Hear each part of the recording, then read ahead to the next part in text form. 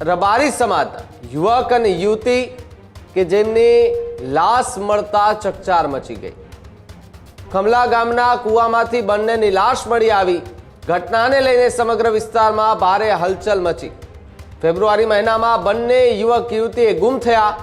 બંને રબારી સમાજના હોવાનું સામે આવ્યું, જ્યારે પરિવારજનોએ અગાઉ ગુમ થયાની ફરિયાદ પણ પોલીસ મથકે નોંધાવી હતી। પોલીસે મામલે તપાસ શરૂ કરી અને તપાસ દરમિયાન હોનર કિલિંગની આશંકા વ્યક્ત કરાઈ। પોલીસે વધુ પૂછપરછ શરૂ કરી હતી, જ્યારે તપાસમાં યુવતીના પિતા અને ભાણેજની સંડોવણી સામે આવતા અનેક ખુલાસાઓ જે છે તે થયા। બંને આરોપીઓ હત્યારા નીકળતા જિલ્લામાં અરેરાટી ફેલાઈ।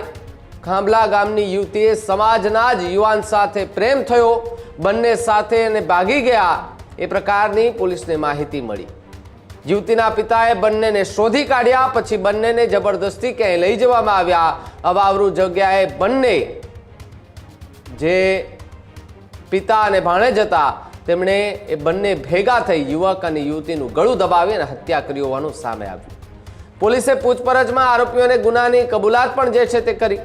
તો બીજી તરફ હત્યા બાદ બંનેની લાશ એ કૂવામાં ફેંકી દીધી। પોલીસે બંનેના મૃતદેહ બહાર કાઢી અને હાલ તો કાર્યવાહી જે છે તે શરૂ કરી દીધી છે। ત્યારે એક તરફ આપણે જોઈએ છીએ કે રબારી સમાજ એકતા બતાવે છે।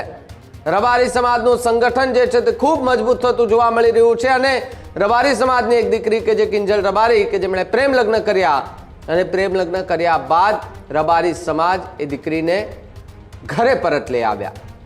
એક સાચું ઉદાહરણ પૂરું પાડ્યું કે સમાજ જો ધારે તો કંઈ પણ કરી શકે છે, પરંતુ કચ્છની જે ઘટના બની છે તેની અંદર જે પ્રમાણે વિગતો મળી રહી છે અને પોલીસ પણ જે રીતે કહી રહી છે કે રબારી સમાજના જ યુવક અને યુવતી હતા, બંને એક જ સમાજના હતા અને પ્રેમ થઈ ચૂક્યો હતો, એટલા માટે એ ત્યાંથી ભાગ્યા હતા। લગ્ન કરવાની વાત જે છે તે ચાલી જ રહી હતી, તે દરમિયાન પિતાએ બંનેને શોધી કાઢ્યા। તો આ મામલે રબારી સમાજના આગેવાનો કંઈ નિવેદન આપે છે કે કેમ, હવે આવનારો સમય આવશે ત્યારે ખબર પડશે, પરંતુ વાત અહીંયા એ પ્રેમની છે।